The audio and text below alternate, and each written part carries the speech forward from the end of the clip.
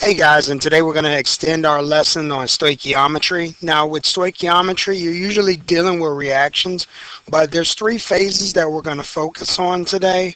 First is going to be the LR, which is short for limiting reagent. Limiting reagent is nothing short but the reactant that is used up in the chemical reaction first. And then we also are going to find something called our TY, or our theoretical yield. Now the theoretical yield cannot be uh, cannot be determined until you have obtained your limiting reagent, because the theoretical yield refers to, in an ideal case scenario, what amount of product is going to be formed. So you first have to determine your limiting reagent, then you use that to calculate your theoretical yield, and then from there we're going to look at something called percent yield, and I put this in shorthand, which basically is your percent yield. And your percent yield is basically a ratio of your actual, or in this case experimental yield, compared to your theoretical yield. And so we'll look at questions that kind of encompass the ability to tackle all three aspects of these parts of stoichiometry. So first, let's go ahead and get started. Some of the basic premises that is with this question here, we're going to focus on balancing it.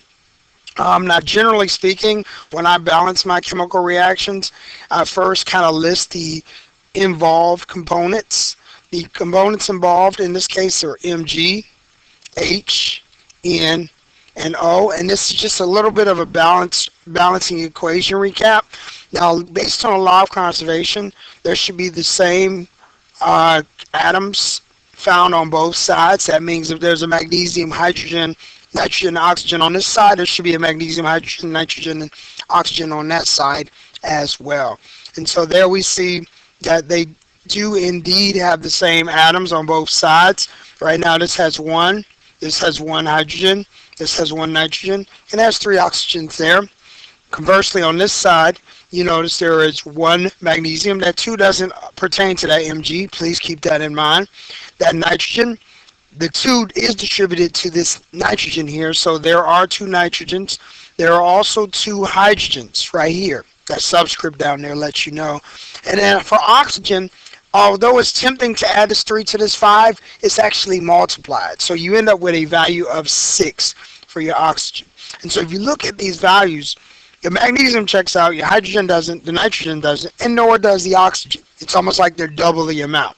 So the first thing I'm going to do is look at trying to balance these nitrogens, because I tend to look at balancing oxygen last. Not that it's like the hallmark of balancing equations, but it's just easier to find balance with some of these other compounds as opposed to hydrogen or oxygen. So if I'm using that premise, I'm going to go ahead and attach a 2 here, and in placing a 2 there, I change the number of hydrogens to 2, but I also change other components such as the nitrogen, which now becomes 2 here, and then consequently I increase my number of oxygens from 3 to 6. And conveniently, that's all that's required for me to solve it. So now that I look at it, this has 1 to 2 to 1 to 1 ratio. And so now this is a balanced chemical equation. And if I'm keeping up with types of reaction, this is going to be a single replacement reaction. Now, the reason it's called a single replacement is because if you notice, there's an isolated metal of magnesium, and it comes in here and it dislodges that hydrogen. The hydrogen leaves the family, and then you end up with magnesium nitrate that forms this new compound, and then the hydrogen is kind of left to kind of fend for itself. So that's a single replacement. Alright, now we're going to use that to identify what we're dealing with here. So if we start with a reaction of 40 grams of magnesium and an excess of nitric acid, how many grams of hydrogen gas will produce? Now keep in mind, we're pulling from this reaction. They've already identified our excess as nitric acid. Now hopefully you're familiar with your acid groups. This is our excess. Now what that means is, in this reaction, you put this and this together, you have extra amounts of this you'll run out of this guy before you run out of this guy. So this is going to be what we call our LR, or limiting reagent. Later on, you probably can get a chance to see how the math for that works, but just from a system of just common sense or maybe practical application, your limiting reactant is basically what's going to be used up so that you can't even make any more of it. And so when we talk about that, it's always going to be the stuff that runs out first in a reaction. And there's ways of calculating that, more than one way actually. So let's go ahead and look at this question where it says we have 40 grams of magnesium. We're going to use the 40 grams of magnesium to dictate what we have. So we have 40 grams of this compound, and I'm going to go ahead and put it over 1 because that's just identity function. That's something I do. And I'm going to employ dimensional analysis, factor label method, if you will. And I assume that the molar mass is included on magnesium. That's what I need to know. You make sure you have a periodic table. Conveniently, I tend to know that the molar mass of magnesium is 24.3 grams. And that's per 1 mole of substance. Now, knowing that, I'm going to next apply my molar ratio. Molar ratio. My molar ratio is just the coefficient equivalent of the balance equation of the unknown with respect to the known. The known in this case is going to be my magnesium. So I see right there that it has a coefficient of 1. I can put 1 mole of magnesium here. Now, the compound in question is this hydrogen gas here. So they're asking how many grams of hydrogen gas. So I have 1 mole for that because that's the coefficient. So to get this, this is my ratio of my unknown to known. My unknown is this. My known is this. 1 mole of hydrogen. And basically it's like saying, well, if I have 1 mole of magnesium, how many moles of hydrogen do I need? I need 1 mole of magnesium to produce 1 mole of hydrogen. But what we're looking at when answering this question is how many grams, because you can't weigh out moles on your scale. So let's take that, and the next thing we have to do is account for the actual molar mass, because we now have to convert our moles to mass. This means that 1 mole of H2, and notice I put H2. One of the oversights that people make sometimes is in calculating the molar mass. In this case, because there are 2 moles, well, there's 1 mole of H2, H2 is diatomic, it ends up being 2.02 grams for that. So then all I'm going to do is take my calculator, and everything on the top I'm going to multiply, and everything on the bottom I'm going to divide by. And so in short, I take my 40, I'm going to divide that by 24.3. I'm then going to multiply that by 1, just because, and then multiply that by 2.02. Press enter. Now, this is going to be my raw answer. Because the question technically gave me 1 significant figure to work with, the right answer for this would actually be 3. And that'd be 3 grams of H2. I'm going to go ahead and include these extra numbers just in case somebody, needs to know, hey, where's this 3 coming from, that kind of thing. So that's kind of roughly what we're looking at. For solving this, the actual answer would be 3 grams of hydrogen that's produced based on the significant figures. This guy is 40. There's no decimal point, so there's 1 significant figure. That means that the answer should have 1 significant figure. And as it suggests, we started with 40 grams of magnesium. If we use 40 grams of that magnesium metal, we'll end up with roughly 3 grams of hydrogen. And so this number right here is technically our theoretical yield. Now, I abbreviated as TY for short, but the reason it's called our theoretical yield is because theoretically, if everything goes right, that's what we expect to be our product. But that's not always the case. And as we'll see, if we're trying to factor in calculating the actual yield, with respect to the actual theoretical yield, we'll see how that plays its role in determining the percent yield. And so as I kind of predicted, our question here pertains to the actual percent yield. So here we have 1.7 grams of hydrogen that's actually produced, and we're comparing that to what we theoretically extracted. So I'm going to use the 3 gram value that we already obtained from here because we know that this is 3 grams of hydrogen. But this is saying that when we did the reaction, somehow we got this amount. So we didn't get this amount because this is the full 100%, but we got this. And so we're going to compare those to obtain the percent yield. Now the percent yield equation is as follows. It is a ratio of the actual yield over the theoretical yield, and then whatever we get from that is like kind of a percentage. Is going to be less than 1 mostly, unless something happened, and we're going to multiply that by 100. Now if you ever have a case where your actual yield is more than your theoretical yield, yeah, you can cop out and think that it's a math error, but 9 times out of 10 maybe it's just a sampling impurity. There's no way in a reaction that your actual yield should be more than your theoretical yield. Potentially it could be a calculation error, but a lot of times, based on my experience, it's been an episode where my actual yield is perhaps impure. Maybe it has too much water, it hasn't been properly dried or properly filtered and collected. But that's generally what happens when your actual yield supersedes the value of your theoretical yield. So we're going to use that same principle here of calculating the percent yield to determine the percent yield of hydrogen. We know our actual yield, as reported by that question, is 1.7 grams. We're next going to compare that to what we obtained from value number 2, which is 3 grams. So this is our actual. And 3.0 grams is our theoretical. And whatever we get from that, we're going to multiply by 100, because remember, we're dealing with a percentage here. So let's take our 1.7 and divide that by 3. You're going to get 0.56666 whatever, and we're going to multiply that by 100. Now, this suggests that our yield is roughly 56.67.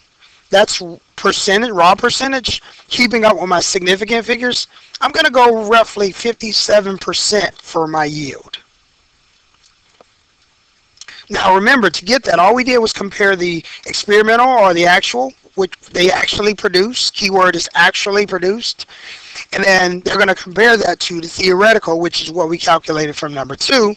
And then you're going to multiply by 100 to get your percent yield. And it's easily obtainable using that premise for solving. So let's go ahead and look at one more practical example just to kind of get some more added practice.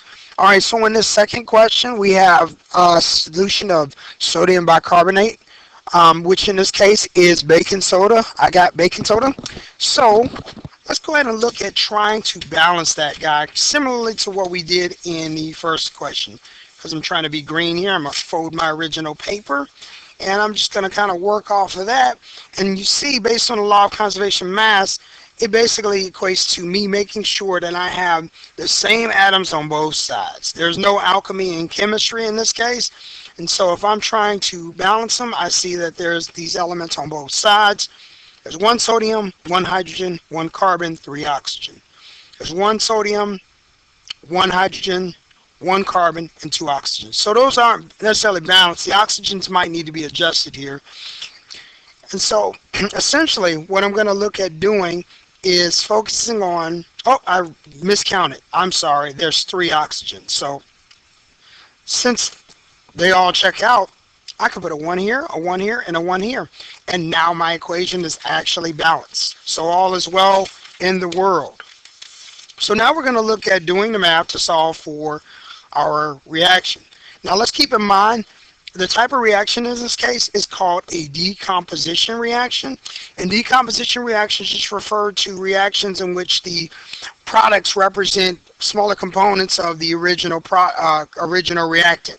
And usually when you have a decomposition reaction, you have just one single compound that's being decomposed or broken down into its respective components. And that can be 2, 3, or even 4 components that, decompose from one single compound. So keep that in mind. All right, now we have 25 grams of carbon dioxide gas is produced in this reaction. How many grams of sodium hydroxide should be produced? So in this case, We're not necessarily looking to calculate to find out what our LR is because it's giving us an implied number. We have 25 grams of CO2 produced. That's this guy. So 25 grams of carbon dioxide gas is produced in this reaction. And they want to know how much of this should be produced from the reaction. Now, obviously, there's not going to be a limiting reagent because you only have one reactant to begin with. So there's no calculation in that respect. But we do need to find out how much of this product can be found. And we don't even need to necessarily know how much of this we had to calculate this number, which is cool. So we're going to use the 25 grams of CO2. And we're going to put that over 1, identity function. We're then going to try to compare that by the molar mass. We'll convert that to moles. So 1 mole of CO2 is roughly going to be, I think it's 44. Yeah, I'm right, 44. 44 grams of CO2. And that's the molar mass. You get that from your periodic table. Then I'm going to apply my mole ratios, which in these cases, everything's 1 to 1. So 1 mole of CO2 and 1 mole of NaOH, which is our sodium hydroxide compound. And yeah, sodium hydroxide is a well-known base. It's pretty strong stuff. And so you want to be careful if you ever work with that. And if this bicarb material ever breaks down into those components, you want to be extra careful. And then the last step here, I digressed a little bit, sorry, is converting the moles of NaOH to molar mass, which I'm going to assume, 40 grams. And you can get that by adding the molar mass of NaOH. And so then, if I want to do the math, which I am going to do the math, 25 divided by 44 times 40, which I can multiply by 1, of course. And this is the raw answer I'm getting. Now, remember, I started with 2 significant figures, so I'm going to use 2 significant figures here. I'm going to assume 23 grams of NaOH is what is being produced.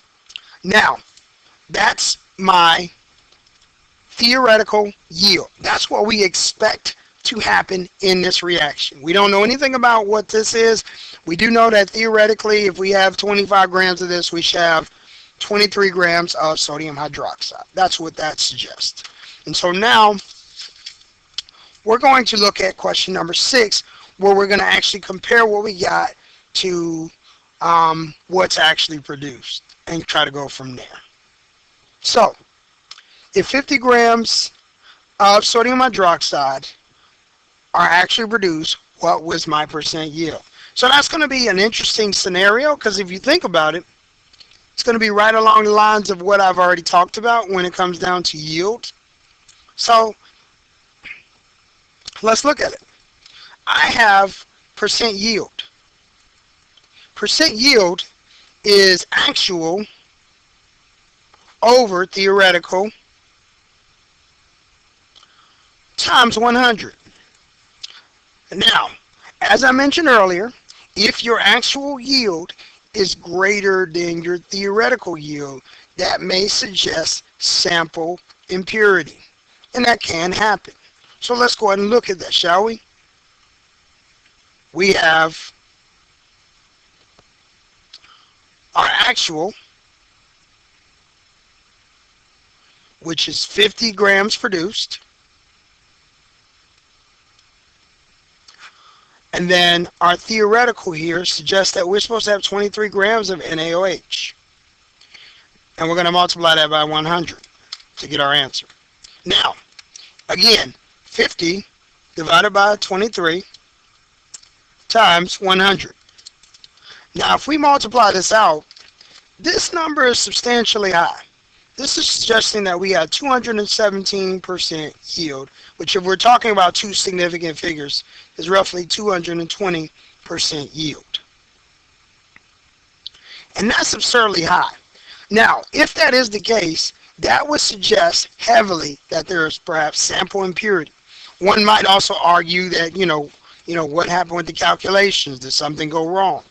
In this case, we can review the calculations with ease to see if there's any kind of oversight. Perhaps we can start right at the beginning where we balanced it and then work our way from there if we need to. So let's go ahead and do that to make sure everything checks out. Reviewing my balanced equation, I see that I have 1 sodium, 1 hydrogen, 1 carbon, 3 oxygens. Again, I have 1 sodium,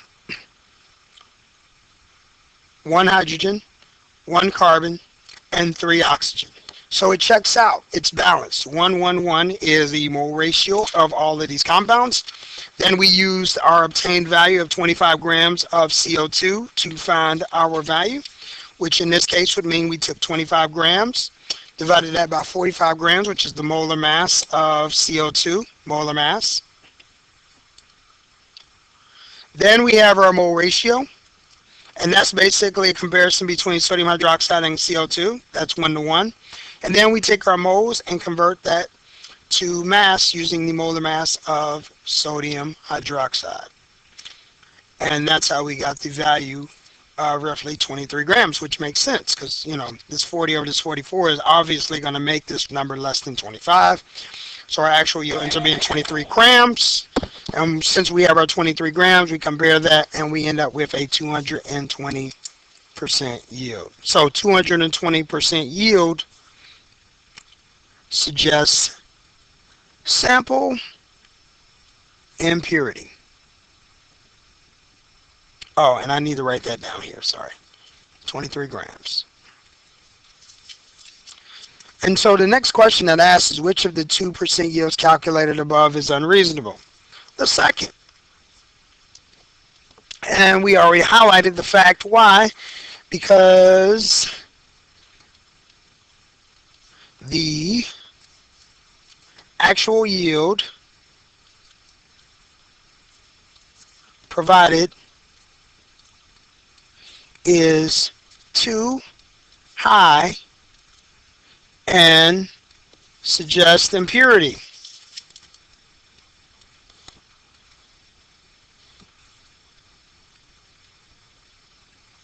Remember, this was 220. Are you supposed to get a 220% yield? No. This is not banking or the stock market. You want to have a yield that is less than your experimental, because the experimental is at most how much you can make. It's kind of